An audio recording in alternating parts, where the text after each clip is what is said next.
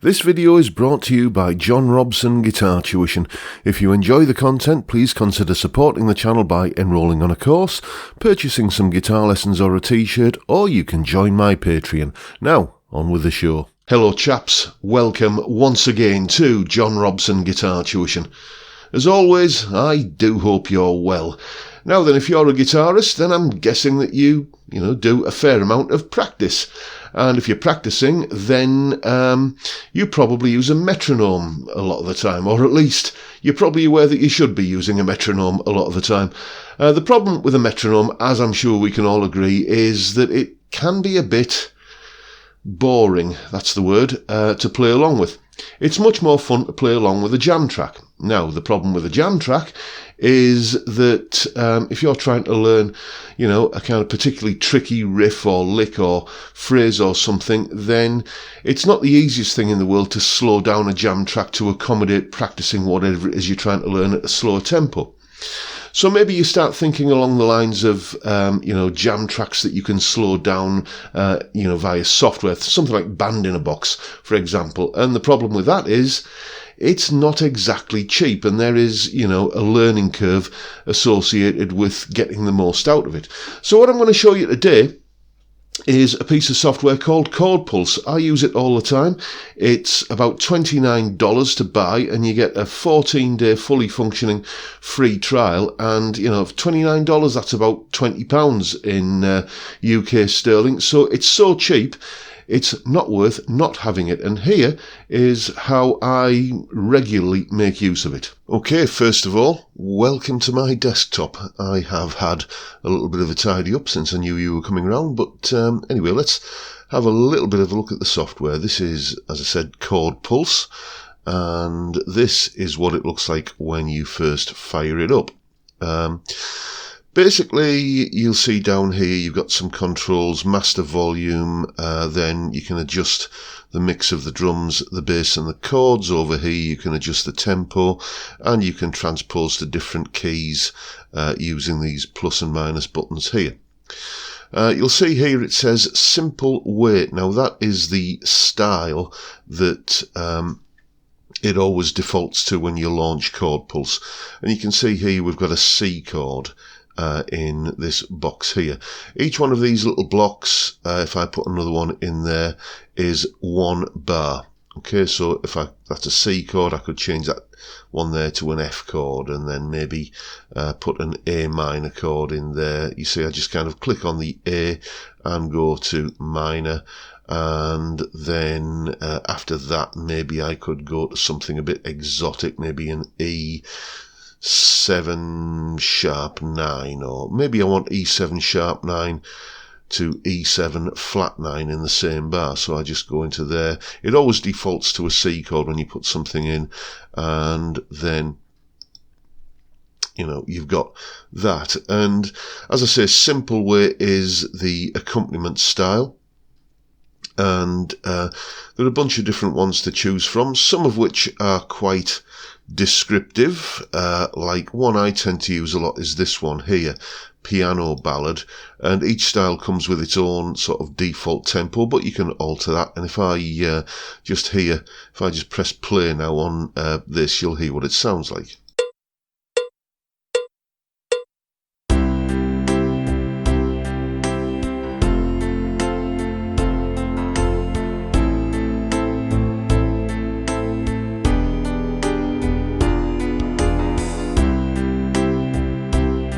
So that gives you an idea of what that piano ballad style is like. And, some of them, as I say, are quite descriptive like that.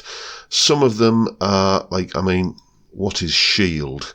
What is that telling me? Let's have a listen.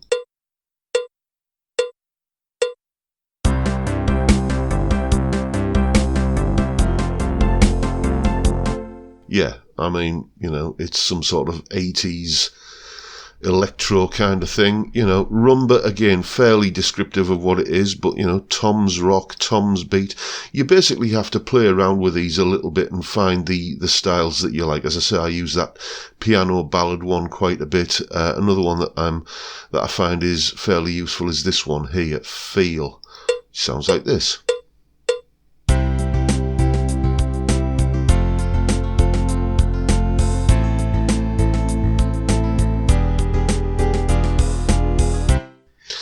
And, you know, as you saw there when I put those two chords in, those two altered dominants, E7 sharp 9, E7 flat 9, you've got a wide choice of chords that you can put in.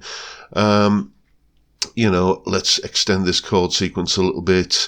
In fact, I'm going to get rid of those two chords. So you can just, when you decide you don't want a particular chord in there, you can just right click and delete the chord. So after that, I think we'll go to something a bit more conventional, a G chord. Then back to a C chord again. Then maybe throw in a B flat here, to an F chord. And if you want to do like a slash chord, you know, like an inversion or something like that. So for instance, I'm going to put an F chord in here, but I want an A note in the bass. I just click this little bass clef here and put that in, and that gives me B flat to an F chord over an A bass. Let's go from there into, oh, I don't know, maybe a G chord again, and then let's put in a little kind of couple of borrowed chords, maybe A flat to B flat, like that. And there's an 8-bar chord sequence, which sounds like this.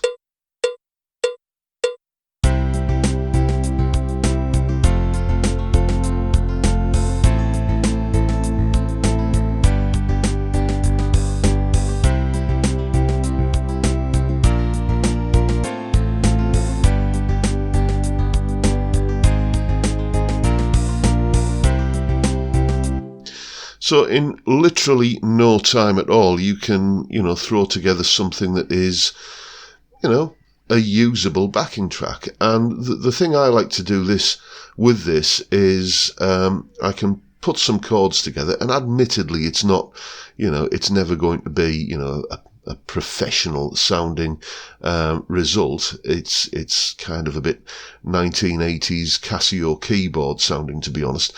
But, you know, it's better than practicing to a metronome. And, you know, if there was a lick or a solo or something that I wanted to practice over the top of that chord sequence, and I'm struggling to get it up to speed, I can just take the tempo down. And, you know, here it is at 80 beats per minute.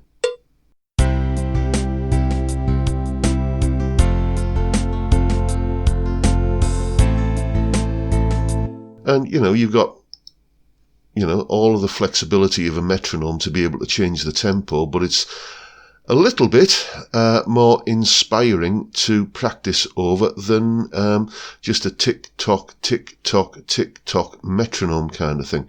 I use this all the time, and what I'm going to show you now is how you can use ChordPulse to create MP3 or WAV file or whatever you want, any audio format you want, backing tracks.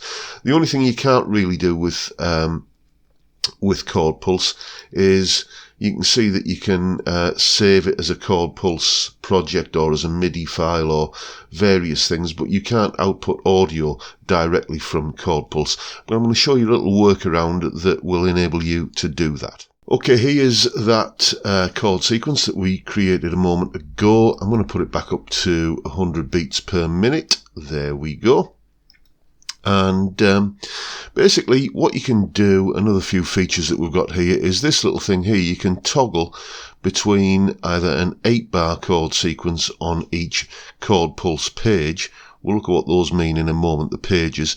Or if you hit that, it'll go to 16 bars. So you've got like another kind of 8 bars that you can fill up there. Okay, I'm just going to leave it in 8 bars though. And what I want to do is create an ending so that we can kind of have the count in at the beginning. And you can see you can adjust the pre-count there. You can either have the pre-count off, or a 1-bar count in, or a 2-bar count in. I tend to just leave it at a 1-bar count in like that.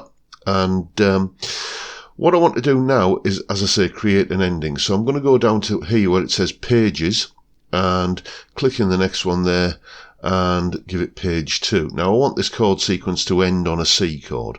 So I'm just going to click into there, and as I said earlier, it always defaults to C anyway.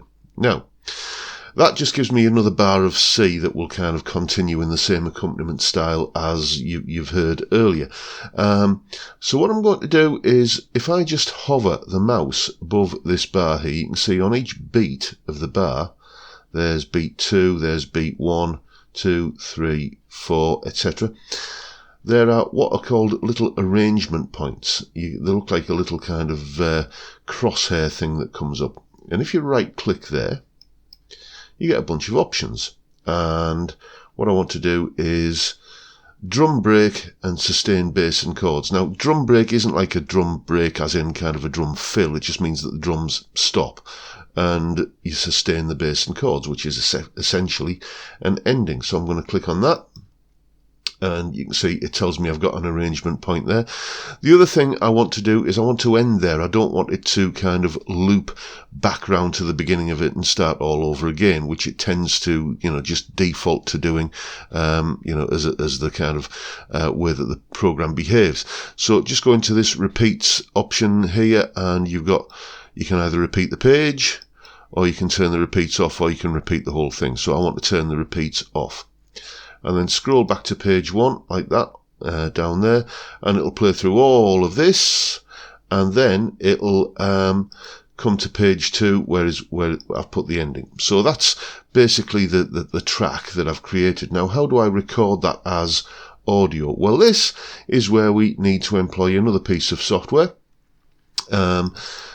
Audacity. If you don't have Audacity installed on your machine, then you're missing a whole load of fun.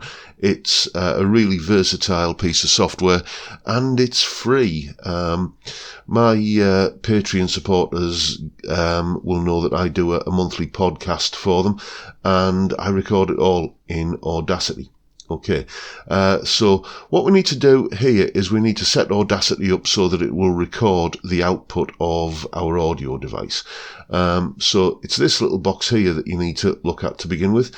Again, in Audacity, this always defaults to MME. I have no idea what that stands for. To be honest, I'm not really interested. What I do know is I need to drop that menu down and go to Windows Wasapi. Again, haven't a clue what it stands for, but I know that it works and does what I want it to do. Now, so that's setting the record mode. This is going to, this box here, the one with a little microphone next to it, tells us what we're going to be recording. And you want the option here that has loop back mentioned there. So you just click that. Okay, and for some reason on this machine, it always, when I choose these options, goes to a mono recording source. I want it in stereo. Right, so what's going to happen now when I hit record, the big red button there, or you can just hit R on the keyboard. What's going to happen when I hit record is any audio that's basically coming out of my speakers will be recorded. And that includes, obviously, ChordPulse. So let's go to ChordPulse. There it is. So when I hit record on here, I'll then hit play on here, and I will get a recording of the output of ChordPulse. So hit record on Audacity, and then bring up ChordPulse, hit play there, and we get...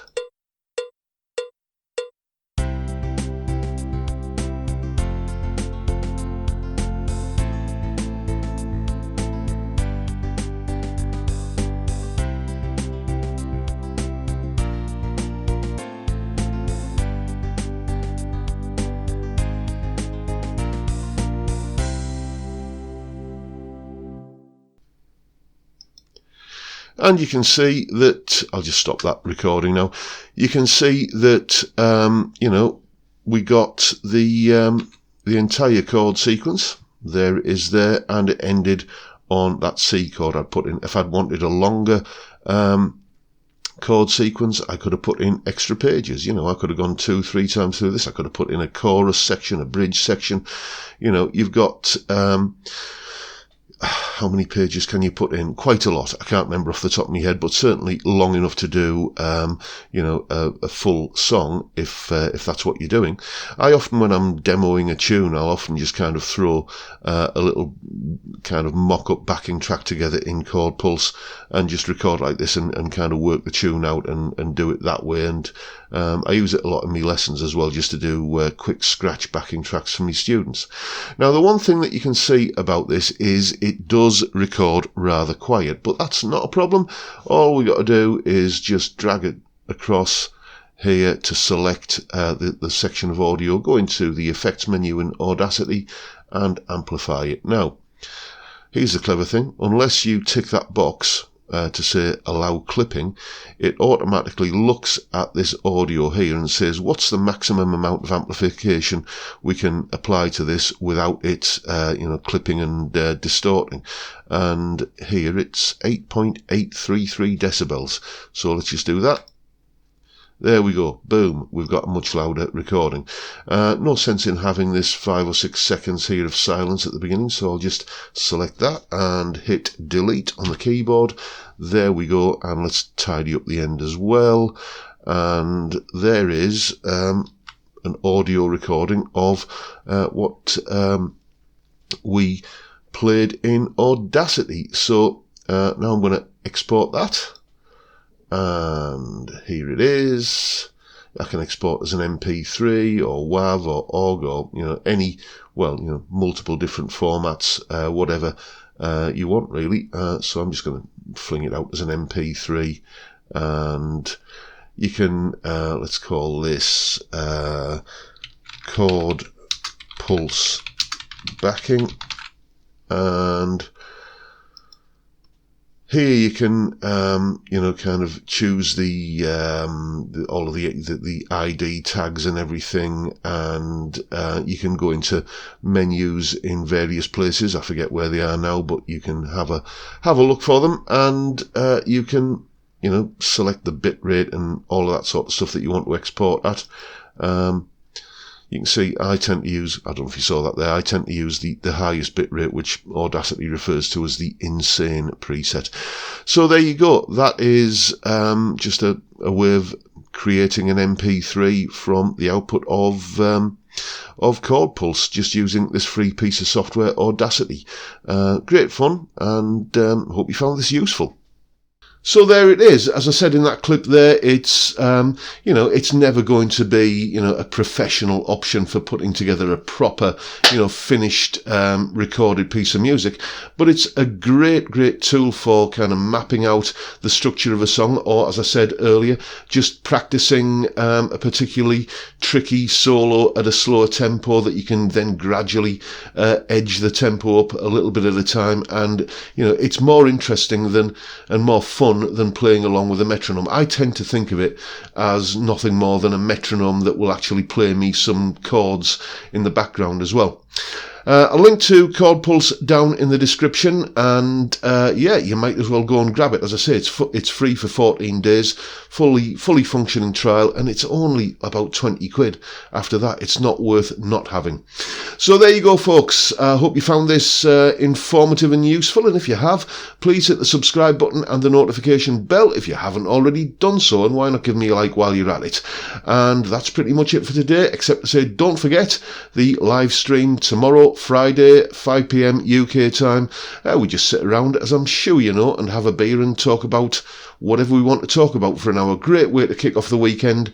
I'd love to see you there if you can make it. But for now, I'll bid you all a good day and say thanks for watching. Thank you for your time. Look after yourselves, folks. Stay well, stay safe, and above all, stay sane. Bye for now.